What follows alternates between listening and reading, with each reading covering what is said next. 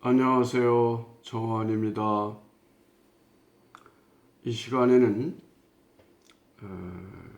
제가 삼국유사 관련한 공부를 한다고 해서 영남문학에서 작가 탐방의 일환으로 작년 10월 10일에 그 수필가 곽구영 선생과 소설가 김산 선생 일행이 제가 있는 대구대학교 명예교수실을 찾아왔습니다. 이분이 이제 곽구영 선생인데요.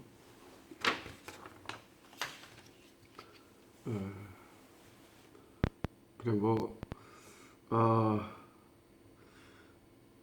앞으로 제가 말씀드릴 내용을 조금 양해 말씀을 드리면 본인들이 계셔서 직접 이걸 생방송으로 해야 되는데 그렇지 못하고 책에 올린 영남문학에 올린 그 작가 탐방 기사를 줄여서 이렇게 말씀드리도록 하겠습니다. 곽구영 수필가님은 곽으로,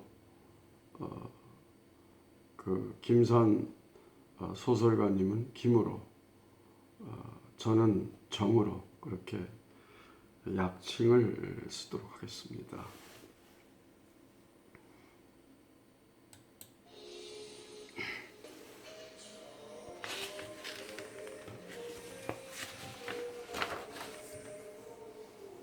곽 교수님 정말 오래간만입니다. 대구대학에서 라오스 문화공연을 계기로 2007년도에 뵌 뒤로 벌써 10수년이 되었군요. 몇 년 전에 중국과 베트남에 가셨다는 얘기는 들었습니다. 그렇습니다. 요즘 금호강변 하양에서 살고 있습니다. 2016년에 제가 중국 길림 외국어 대학에 삼국유사 사전 자료도 찾고 또 답사도 할 겸해서 갔고 그 뒤에 베트남 하노이 부근에 있는 타이응유안 대학에 한국어 선생하러 다녀왔습니다. 김 교수님과는 몇 년 전에 그 만리장성 중국집에서 최승호 시인과 함께 고조선의 이야기를 나누었던 그런 기억이 있습니다. 최근에 깊더 삼국유사를 출간하셨다는 말씀을 제가 신문 기사에서 봤는데 그걸 집필하시게 된 동기랄까 그런 걸 좀 묻고 싶습니다.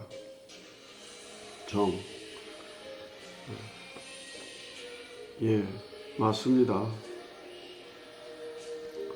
그 집필 동기를 요약해서 말씀드리면 1910년을 전후해서 식민사관이라는 허울 좋은 이름으로 일본의 역사학자들이 삼국유사의 고조선 부분을 난도질을 해서 일본의 역사가 우리보다 400년 정도 앞섰다고 강변을 해서 이를 교육하고 이를 만방에 알려서 고착시키려고 했습니다.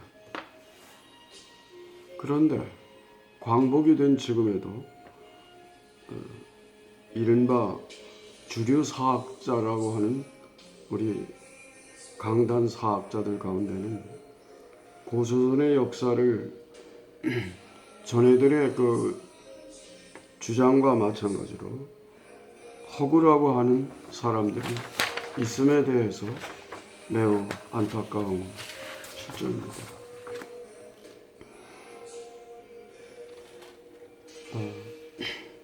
삼국유사를 한 20년 이상 하다 보니까 이러한 상황을 도저히 참기가 참 어렵더라고요. 그래서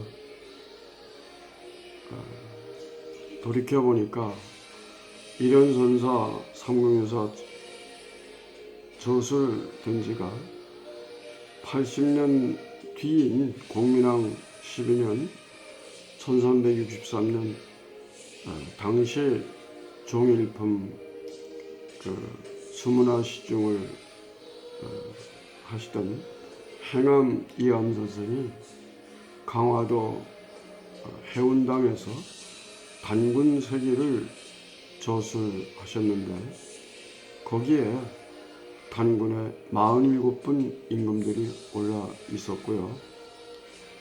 그 뒤에 세종 11년 1429년에 평양에 단군 사당을 짓고 단군을 국조로 모신다는 그런 천명을 한 바가 있습니다. 이어서 세조 6년 1460년에 임금이 10월에 몸소 평양에 가서 단군 사당에 제약을 모셨고요. 제가 2016년 2월 달에 갔는데요. 그 바로 직전에 2015년 12월에 중국 국무원 회의에서는 공개적으로 공식적으로 요임금의 왕궁터가 발굴되었음을 발표했습니다. 13,000평 정도. 산서성 인분시 도사유적에서 발굴이 됐는데 그 가운데는 글을 문자, 요임금 요자와 같은 문자가 나왔다는 겁니다. 그러니까 요임금은 전설상의 인물이 아니고 역사적 인물이다. 따라서 하은주의 역사는 400년을 끌어올려서 역사 기술을 해야 한다. 이게 바로 국사 수정공정 아닙니까? 관련해서 우리 삼국유사 부분을 보면은 단군의 고조선 평양에다 세운 게 요임금이 요 나라를 세우고 통치를 한 50년 되는 그 무렵에 조선을 세웠습니다. 그러면 같은 시기니까 요임금이 역사적 인물이면 당연히 단군 임금도 역사적 인물이 되어야 되는 거 아닌가요? 그래서 저는 이런 등등을 고려해서 일연소설께서 지으신 삼국유사의 고조선 부분에 아까 단군생이 47명 나왔잖아요. 그거를 이제 깊고 더해서 또 말갈발해에 15분의 신당서 구당서에 나오는 15분의 임금을 넣고 북부에 6분의 임금을 넣어서 그래가지고 그거를 이제 말하자면 삼국유사의 정보판을 냈다. 그래서 그걸 저는 깊더 삼국유사라고 해요. 깊고 더했다 이 말이에요. 이게 정보였던 얘기죠. 이걸 하기 위해서 저는 그 전에 삼국유사 사전이라고 1사자 사전. 그래서 제가 공부한 것을 조금 마무리해서 정리를 한 거죠. 이 깊더 삼국유사를 쓰기 위한 하나의 전초 작업이었습니다. 위구르에서도 탱굴이라는 말을 하는데 단군하고 상당히 비슷하지 않습니까? 과학, 언어의 유연성과 변화를 비교해보면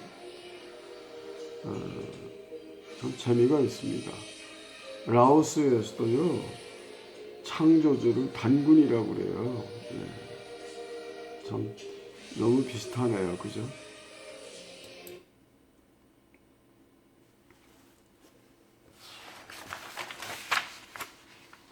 정. 단군 왕검이 이제 아버지는 환웅이고 어머니는 이제 웅녀, 고마라고 그랬잖아요.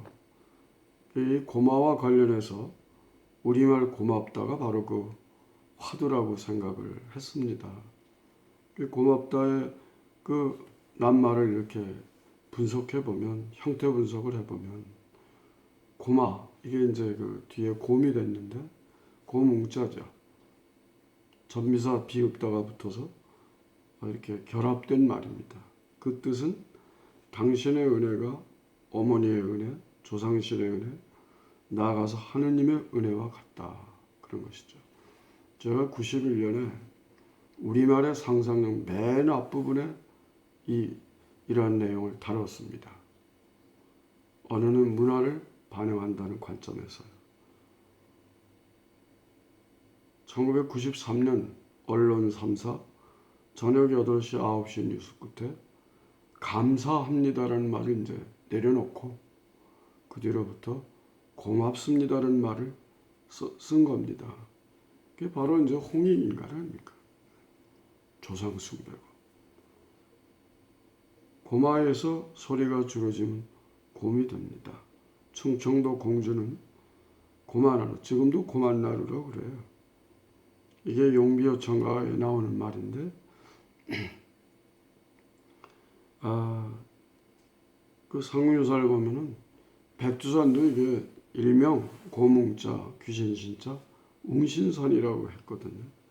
그러니까 오늘날의 어머니는 고조선 씨에는 고마라고 한 것이죠. 그 소리가 바뀌어서 오늘날 이제 고마가 곰이 됐다가 오늘날 어머니가 되고 엄마가 되고 엄마가 되고 이 방언 형태되거든요. 제가 이런 공부를 하니까 또 작년 개천절 전에 경상북도 어디 청송에서 청송심시 대종의 그 종친회에서 강연을 좀 해달라 그래서 이 고맙다 이야기를 했습니다. 과학, 제야사학제 관점에서 보면은 그렇지만은 단군의 곰전설을 두고 그 회의적인 측면이 있지 않습니까? 특히 주류사학계에서요. 좀 더 심하게 말씀드리면 유사사학, 한마디로 사학인데 사학이 아닌 사입이라는 얘기죠. 아니 진실 앞에 진리 앞에서 누구나 평등한 거죠. 무슨 주류사학이 따로 있고 무슨 민족사학이 따로 있고 향토사학이 따로 있고 강단사학이 따로 있는 건 아니라고 봅니다. 네. 여진어를 살펴보면은 조선의 어원이 예르신인데 이 예자를 단모음으로 읽으면 어르신이 되지 않습니까? 이어 할 때 이제 반모음을 빼고 어가 남잖아요. 한무제가 고조선을 친 이유는 한무제가 흉노를 다스리기 위한 것인데 한사군을 설치하고 몽골 지역과 중앙아시아를 평정하고자 한반도 고조선 쪽을 먼저 평정한 것으로 봅니다. 과학, 요하 문명과 고조선을 관련 지을 때 이 지역은 홍산 문화와도 깊이 관련된 것으로 볼 수 있겠죠. 요하 지역은 고조선의 발상지로 요하 문명의 발상지입니다. 서요와 지류인 영금하가 흐르는 곳이 적봉시 지역인데요. 그 적봉시의 시역이 거의 우리 남한 약 9만 평방킬로미터쯤 됩니다. 요하 문명의 핵심은 적봉시 우아령 지역에서 많은 그 유물 유적이 나왔습니다. 천단과 여신묘, 옥기와 적석청, 이걸 줄여서 단묘총 옥이라고 하는데요. 이 문명이 발달하는 곳이죠. 이 천단 문화, 이게 이제 태양신 숭배지 않습니까? 근데 강화도 만이산의 경우 여기 천단이 있지 않습니까? 그 아래는 이제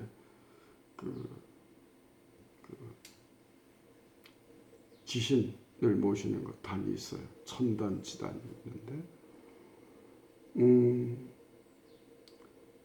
요하의 요라고 하는 것은 그 문자의 자원을 보면 태양신을 숭배하는 거로 그렇게 볼 수가 있습니다. 요는 이제 중국말로는 랴오, 요가 된 건데, 이게 말하자면 이게 이제 천단이 신단이고 재단이잖아요.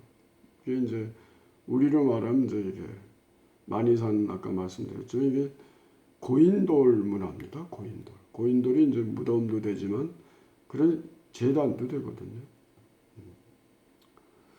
이 중국 그 오래된 그 경서 중에 상서 서경이죠. 탕왕 이 7년 동안에 엄청난 그 가뭄 끝에 기우제를 올리려고 요제를 올리는데 뽕나무 숲에서 이래도 안 되고 저래도 안 되는 게 이제 나를 태워라. 불에다 태워서 하늘에 제사를 지내라. 정말 뽕나무 숲으로 들어가서 제사를 지내려고 하는데 그만 먹구름이 몰려와서 비가 내려왔다는 거 아닙니까? 이 밖에도 이 요제에 대한 사례들이 종종 찾아볼 수가 있습니다. 동료의 발원지인 제가 그 요원을 가봤었거든요. 랴오 유엔이라 해서 그 이제 수경주에는 이제 소요수로 나오죠. 요산이 있고 동료화를 아까 또 달리 소요수, 거류화, 고려하라고도 해요. 이거 우리 조상들이 살던 데예요. 요산에서는 발원하는 요수가 된다는 것이죠. 관련하여 요사를 연구하려면 앞으로 거란국지, 이슬람 자료, 러시아 자료를 더 연구해야 된다고 봅니다. 제가 쓰고 있는 대하소설 몽골리안 나이트 마지막 4, 5, 6권을 지금 하고 있는데요. 자료를 모을 생각입니다. 교수님이 말씀하신 요제에서 백인을 희생물로 그 불에 태우는 인신공양을 했던 내용이 요사에 나오는데요. 제 생각에 사마르칸트 강족이 있어요. 오랑캐 강자. 대륙 유목민족과 깊은 관련이 있지 않나 그런 생각입니다. 중국 역사에서는 중앙아시아 민족을 빼놓을 수가 없죠. 저도 요하 문명과 관련되는 시라무렌강 본류까지 가본 적이 있습니다. 그 지역의 땅이 좀 누렇게 보이더라고요.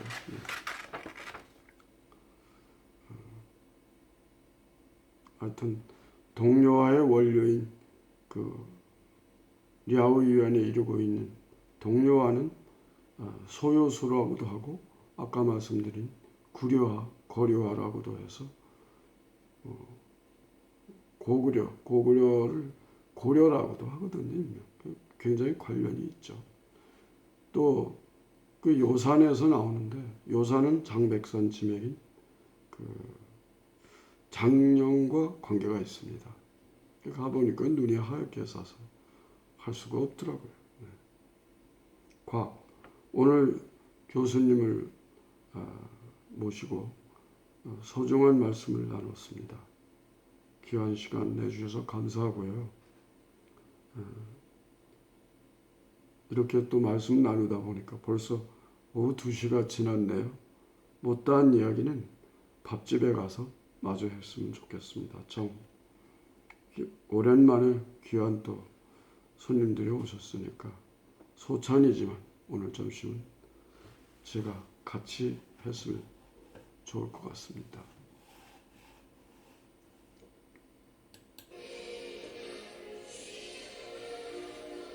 김과 대단히 감사합니다. 건강하고 행복하세요.